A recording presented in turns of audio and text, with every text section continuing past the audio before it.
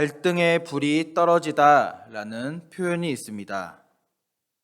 이는 어떠한 급한 일을 만나게 되면서 다른 일에 관심이나 신경을 쓸 여력조차 생기지 않는 급박한 상황을 이야기하죠. 어려운 일을 만날 때도 마찬가지입니다. 당장 곤란한 상황 또한 어려운 상황에 처하게 되면 발등에 떨어진 그 곤란과 어려움으로부터 벗어나는 것이 무엇보다 시급하기 때문에 다른 일에 신경을 쓸 여력이 없이 좁아진 시선을 가지고 어떠한 일에 몰두하여 그저 그 상황을 피하려고만 하는 모습을 그리는 표현입니다. 이것이 우리 연약한 인간들의 모습인 것입니다. 오늘 우리가 공부하려는 요나 역시 이러한 연약한 인간의 모습으로 당장의 자신의 뜻에 맞지 않는 하나님의 뜻을 저버리고 하나님의 낯을 피하여 달아나다가 즉 발등에 불을 피하려다 진짜로 발등에 불이 붙게 되는 오늘 목숨마저 위태한 지경에 이르게 됩니다. 그러나 오늘 이러한 상황 속에 오늘 요나는 다시금 하나님 앞에 자신의 잘못을 깨닫게 됩니다.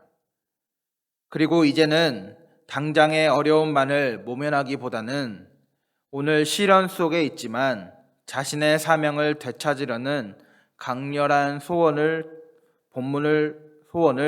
본문을 통해 하나님 앞에 아뢰고 있는 것입니다. 바라기는 오늘 요나의 이러한 모습을 통하여 나는 지금 내 앞의 어려움을 어떠한 시선으로 바라보고 또 어떻게 이를 이겨내고자 노력하고 있는가를 스스로 돌아보며 오늘 하나님 안에서의 어려움을 극복하는 모습을 함께 배워보기를 소망합니다. 오늘 요나에게 임한 하나님의 명령은 무엇이었습니까? 하나님은 요나에게 니느웨 백성들을 구원하라는 명령을 내리셨습니다. 그러나 그 명령에 오늘 요나는 어떻게 반응합니까? 요나서 1장 1절에서 3절 말씀을 우리 같이 찾아서 읽어보겠습니다. 요나서 1장 1절에서 3절 우리 한 절씩 교독하시고 마지막 절을 합독하여 읽겠습니다. 여호와의 말씀이 아미떼의 아들 요나에게 임하니라. 이르시되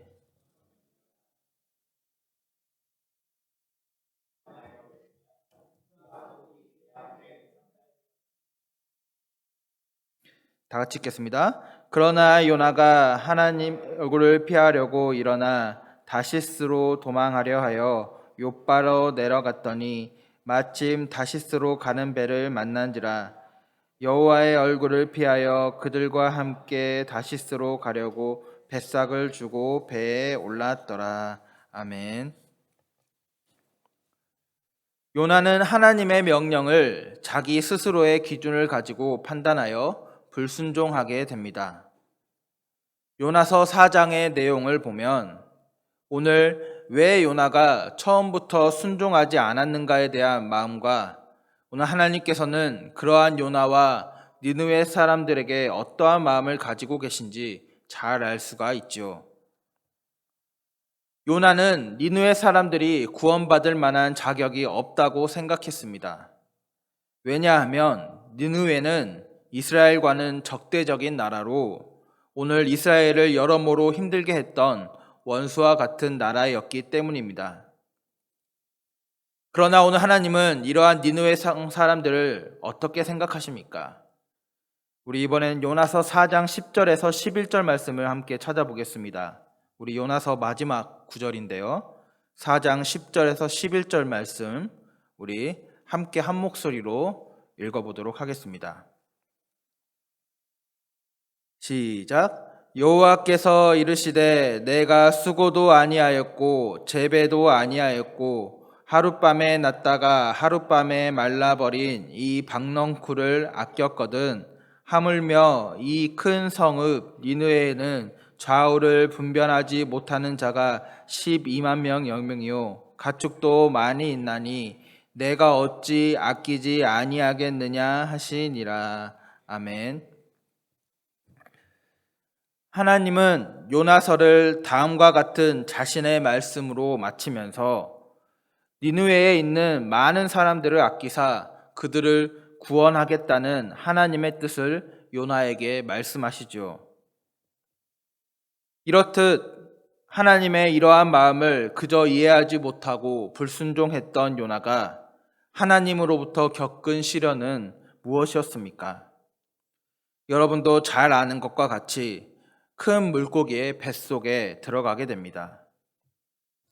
오늘 그러한 상황 가운데 물고기의 뱃속에서 요나가 드린 기도는 절망적인 상황에 놓인 사람의 가장 간절한 소원을 잘 보여주고 있습니다.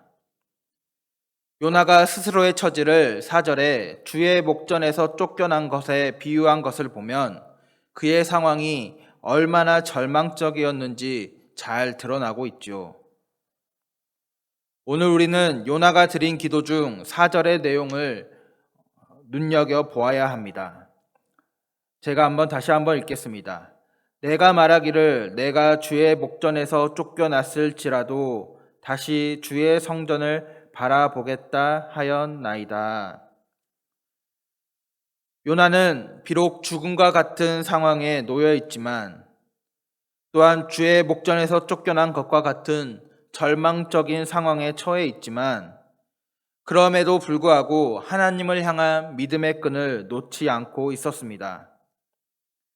그가 당한 어려움의 원인이 바로 하나님을 향한 불순종에서 비롯된 것임을 오늘 요나는 잘 알고 있었기 때문입니다.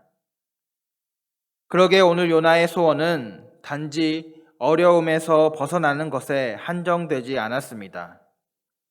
오히려 요나는 다시 주의 성전을 바라보겠다라고 기도하고 소원하며 다시금 선지자의 역할을 감당하기 원하는 강한 소원을 품고 있죠. 이에 이러한 요나의 소원은 본문 9절에 감사, 찬양, 그리고 서원의 내용으로 이어지고 있습니다. 나는 감사하는 목소리로 주께 내 제사를 드리며 나의 서원을 주께 갚겠나이다. 구원은 여호와께 속하였나이다 하니라. 아멘. 비록 요나는 하나님의 명령을 어기고 도망하다가 어려움에 처했고 그래서 절망적인 상황을 맞이하기도 했지만 그는 다시금 사명을 회복하고 오늘 이러한 감사와 찬양을 올려드리면서 하나님과의 관계를 회복하였습니다. 성경은 오늘 이처럼 하나님으로부터의 오늘 우리의 삶에 오는 시련과 어려움에 대해 다음과 같은 구절들로 이야기합니다. 히브리서 12장 5절 말씀에 또 아들들에게 권하는 것과 같이 너희에게 권면하신 말씀도 잊었도다. 일렀으되 내 아들아 주의 징계하심을 경히 여기지 말며 그에게 꾸지람을 받을 때에 낙심하지 말라. 또한 야고보서 1장 2절부터 4절 말씀에는 내 형제들아 너희가 여러 가지 시험을 당하거든 온전히 기쁘게 여기라. 이는 너희의 믿음의 시련이 인내를 만들어내는 줄 너희가 알미니라. 인내를 온전히 이루라. 이는 너희로 온전하고 구비하여 조금도 부족함이 없게 하려 함이라. 아멘. 오늘 하나님은 시련을 통하여 때로는 우리에게 말씀하고 계십니다. 그리고 오늘 하나님은 때로는 어려움을 통하여 오늘 우리를 연단하고 빚어가십니다. 그러기에 오늘 이 어려움과 시련 가운데 오늘 우리는 어떠한 자세를 취해야 합니까? 바로 어떤 처지에서도 하나님을 향한 신뢰를 잃어버리지 않고 하나님의 은혜를 간구해야 합니다. 오늘 여러분은 어려움에 처했을 때 어떤 기도를 올려드리십니까? 단지 어려움과 시련을 피하고 그 상황에서 벗어나는 것에만 오늘 여러분의 기도가 한정되어 있지는 않으십니까? 이제 시련과 어려움 가운데 여러분의 기도의 제목을 바꿔보시기 바랍니다. 시련의 끝에 우리의 기도와 기도의 제목과 목적을 두는 것이 아니라 오늘 시련의 끝에서 하나님을 향한 사명의 회복, 또 하나님 앞에서의 참된 자아와 정체성의 회복이 오늘 우리의 기도의 목적이 되도록 우리는 우리의 기도와 소원을 돌아보며 점검해야 합니다. 왜냐하면 그것이야말로 우리가 하나님 앞에서 진정으로 우리에게 닥친 시련을 극복하는 길이요. 시련을 주신 하나님의 뜻을 헤아려 그 뜻 가운데 온전히 세움을 받아 나아가는 길이기 때문입니다. 오늘 여러분은 어려운 가운데에서도 오늘 여전히 하나님을 향한 신뢰를 품고 계십니까? 시련이 좌절로 이어지고 그래서 그 시련이 우리의 삶에 그저 실패 중의 하나로 남겨지도록 내버려 두지 마십시오.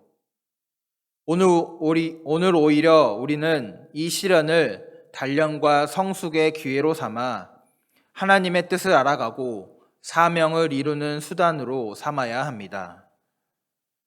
그때 오늘 이 시련은 우리에게 그저 상실감과 좌절을 주는 실패 중에 하나로 남는 것이 아니라 우리에게 약이 되고 우리에게 복이 되는 것이지요.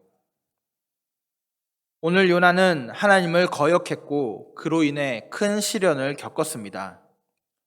그러나 요나는 시련의 순간에 좌절하는 것에서 멈춘 것이 아니라 도리어 자신의 사명을 회복하는 믿음의 모습을 보여주었습니다.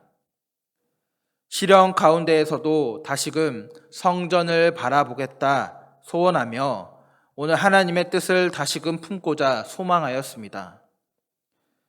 요나의 간절한 소원은 하나님의 마음을 움직여 그가 선지자로서 니느웨를 회개시키는 사명을 감당하게 하였습니다.